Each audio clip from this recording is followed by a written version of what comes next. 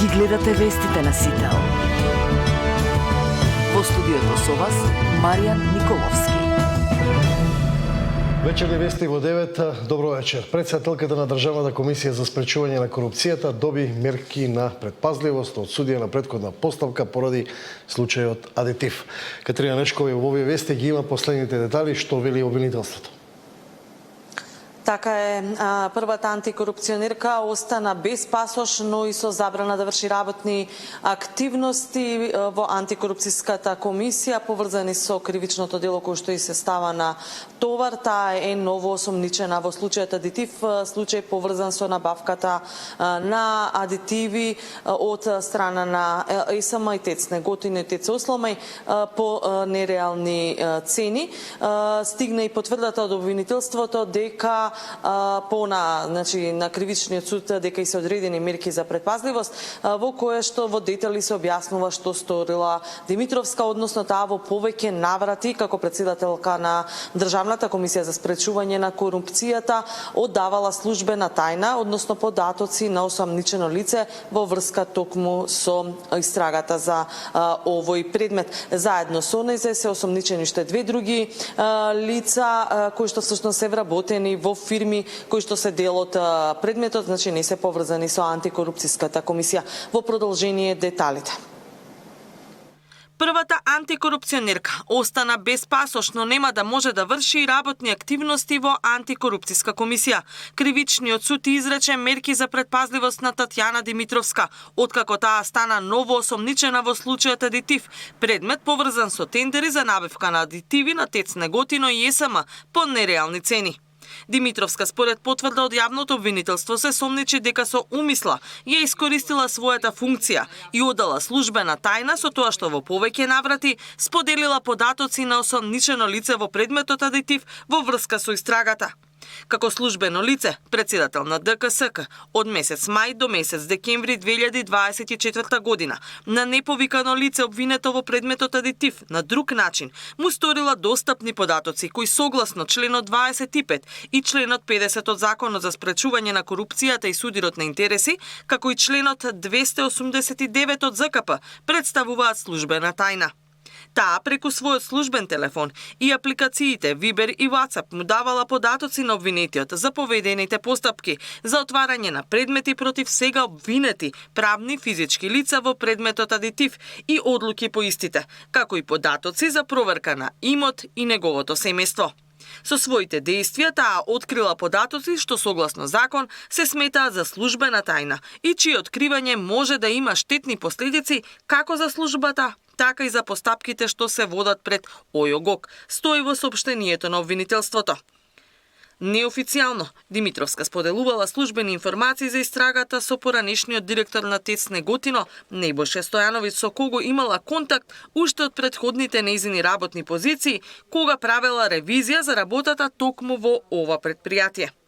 Обвинителството доказите против претседателката на антикорупцијска ги обезбедило преку извлечени електронски докази од досегашната постапка, односно со вештачење на телефони и електронски уреди на веќе осомничените. Заедно со Димитровска, случајот Адитив е проширен и со двајца други осомничени вработени во правните лица кои се дел од истрагата. Се работи за вработена во ТЕЦ Неготино, која исто така оддавала службена тајна на осомничен во предметот, со тоа што ја испратила наредбата од обвинителството до ТЕЦ Неготино за доставување на податоци поврзани со набавката на мазут. Осомничен е и вработен во една од фирмите, кој според обвинителството помагал на управителите на овие фирми да ги изиграат постапките за јавни набавки, а во 84 наврати добивал пари на име патни трошоци од самата фирма, пари кои биле стекнати токму преку овие незаконски тендери кои потоа ги вадел како готовина за да се прикрие нивниот тек. Досега за случајот Адитив се осомничени над 30 лица, меѓу клучните осомничени и екс-директорот на ЕСМ Васко Ковачевски кој е во бегство. Осомничените се товарат дека го штетиле буџетот за над 6 милиони евра. Катерина Нешкова, Сител телевизија. А 49 лица се опфатени пак со истрагата на јавното обвинителство за злоупотреба при обезбедување туѓа нега и инвалидски пензии. Даниел Василев ги има овие детали. 23 приведени е исходот од вчерашната акција на Основното јавно обвинителство за гонење на организиран криминал и корупција и Бирото за јавна безбедност поради сомнение за злоупотреби со финансиска помош за туѓа нега за лице и за инвалидски пензии. Поранешна докторка од клиниката за уво носи грло во Скопје во центарот на шемата. Како што соопштија двете институции, таа формирала две криминални групи кои добивале мито, а за возврат лажирале медицинска документација и ги воделе постапките за обезбедување на социјалните права. Во шемата влезени биле и лекари од уво носи грло, неврологија, ЈЗУ општа болница Велес, психијатрија, но и вешто лице, членови на Комисијата за оцена на работна способност, адвокат, но и други службеници. Постапките за остварување на правото за туѓа нега оделе преку Велес. Барателите давале мито кај матични доктори од овој град. Без воопшто да се појават на лекар, биле креирани и издавани документи за фиктивни упати, прегледи, отпусни листи, медицински извештаи, контроли, психолошки тестови, конзилијарни мислења, потврди за медицински помагала и друга медицинска документација. Токму таа документација се користела во постапката за митаџиите успешно да добијат право на туѓа нега. Паралелно, истата поранешна докторка од уво носи грло, заедно со член на комисијата која утврдува неспособност за работа при Министерството за труд и социјала и уште 12 други лица на идентичен начин земале мито од барателите, а за возврат воделе успешна постапка за тие да добијат инвалидска пензија. При вчерашните претреси пронајдени и одземени се 110.000 евра, 65.000 денари и $100, повеќе мобилни телефони, нотеси со податоци на должници, но и разна медицинска документација и повеќе факсимил печати. Министерот за здравство дава поддршка на истражните органи да го исчистат здравствениот систем од корумпирани лекари.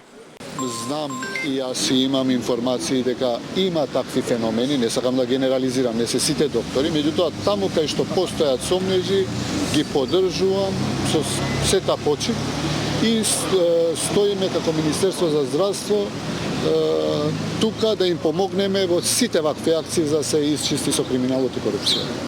Во истрагата опфатени се вкупно 49 лица. Осомничените ќе се гонат за вкупно 5 кривични дела, а јавниот обвинител од судот бара притвор за 12 осомничени. За тројца бара куќен притвор, а за останатите предложени се мерки на предпазливост. На почетокот на месецов, за мито беше приведен и директорот на болницата за геријатрија, кој беше фатен како прима 20.000 евра за да смести пациент. Даниел Василев, Сител телевизија. Истрагата пак за трагедијата во Кочани беше во фокус на првиот ден од делот пратеничките прашања во собранието. Опозицијата бараше одговори од премиерот. Дали свесното и тенденциозно разводнување на истрагата е со цел да се попречи правдата и да се заштитат актуелни функционери кои се директно виновни за непосредните причини за пожарот? Истрагата ја води јавниот обвинител. Не јас, не владата. Ако јавниот обвинител одлучи дека мене треба да ме приведат, еве тука министерот за внатрешни работи, нека ме приведат, одма истиот момент. А јас тие, како председател на владата, што ќе ги одреди јавниот обвинител дека треба да се приведат, заедно со министерот за внатрешни работи, ќе ги вадам за уши.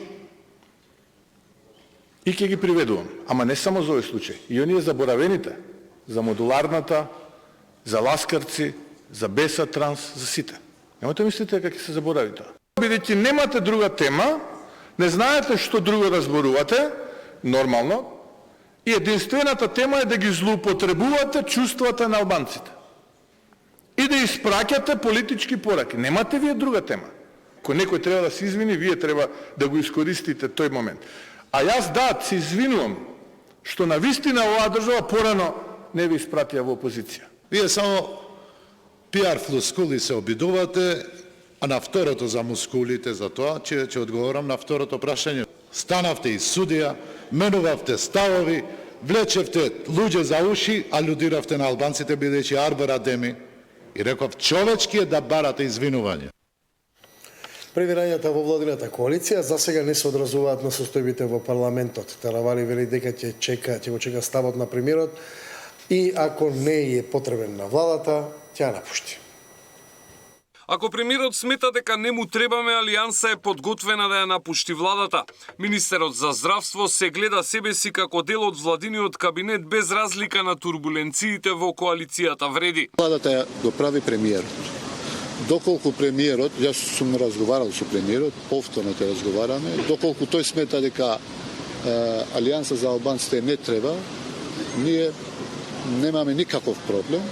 Меѓутоа, мислам дека алијанса за албанците во моментот треба, меѓутоа, доколку донесат таква одлука, немаме никаков проблем. Ние, како политичка партија, одлучиме да излеземе со сопствени советнички листи, исто како што одлучи и знам да излезе со сопствени советнички листи, меѓутоа, да има меѓусебна политичка поддршка со ВМРО. Исто и ние понудивме на влез. Таравари во неколку наврати веќе ги преброја своите пратеници, најавувајќи дека и надвор од вреди тој има 5 мина за пратеничка група.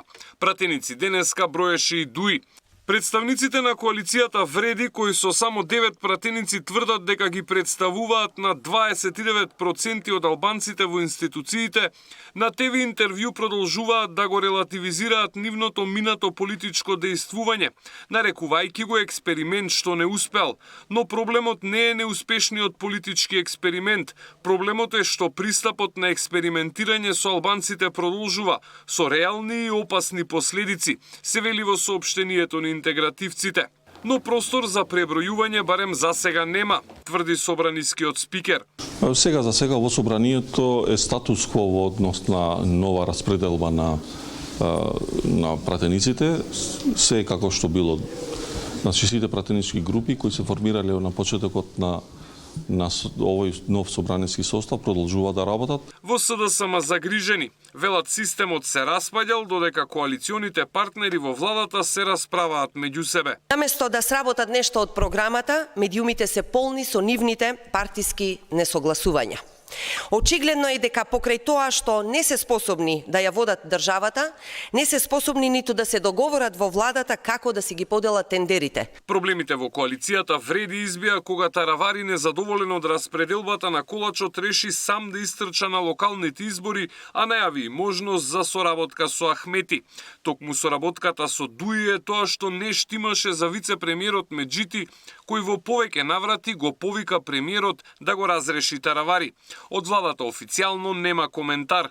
Неофицијално владени извори велат дека се следи ситуацијата и дека во игра се сите опции. Повеќе ќе се знае по средбата која Таравари и Мицкоски веќе ја закажа на стартот на идниот месец. Александар Спасовски, Сител телевизија. Ако некој во државата е во целосен распад, тогаш што е СДС на чело со Филипче, кој верно му ја чува фотељата на Заев, реагираше ВМРО ДПМН на ставот на СДСМ. Пустошот кој што СДС го остави во сферите на општественото живење ќе треба многу години за да се среди. Но едно е сигурно, владата предводена од ВМРО ДПМН постепено ги санира сите штети предизвикани од цунамито кое 7 годишното владење на СДС го остави во државниот систем, велат од владеачката партија ВМРО ДПМН.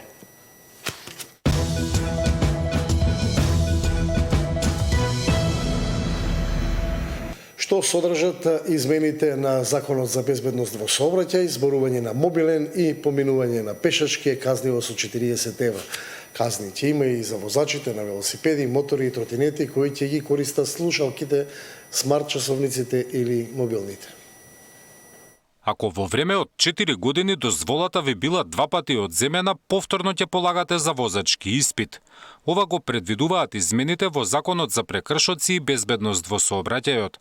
Двете законски решенија се веќе објавени на електронскиот регистар на прописи ЕНЕР, а предвидено е да важат од почетокот на идната година. Се забрзува и процесот на одземање. По правосилност на пресудата, судот добива задолжение во рок од 2 недели да ја информира полицијата дека на возачот му е изречена забрана за управување, дека повеќе нема да смеете да седнете зад управувачот, МВР ќе информира по електронски пат. Министерството за внатрешни работи по приемот на одлуката од судот на сторителот на прекршокот му испраќа текстуална порака на мобилниот телефон или на електронската адреса со известување дека 8-миот ден од денот на испраќањето на известувањето ќе започне да тече изречената забрана. Во законите се вметнува и казнувањето со камери. Возачите кои сториле сообраќаен прекршок ќе добиваат електронски линк со фотографија и платен налог. Снимките пак е предвидено да се чуваат 6 месеци, освен ако не служат како докази во кривична или прекршочна постапка. Во иднина ќе се казнуваат и возачите на мотори, велосипеди и тротинети кои користат слушалки, смарт часовници или мобилен. Глобата ќе изнесува 50 евра. За истиот прекршок, но со 40 евра ќе се казнуваат и пешаците. Пешакот е должен кога преминува преку коловозот и велосипедската патека или лента да се движи и преминува внимателно, без при тоа да користи електронски уреди како што се слушалки во двете уши, мобилен телефон, таблет, смарт часовник или друг вид на електронски уред, со кој би му се намалило вниманието додека го преминува коловозот и велосипедската патека или лента. Во иднина пак минувањето на црвено, освен со глоба од 300 евра, ќе се казнува и со одземање на возачката од најмалку 3 месеци. Зоран Јаневски, Сител телевизија. Тоа е крајот на овие вести, следните се во 23. Имајте пријатна вечер.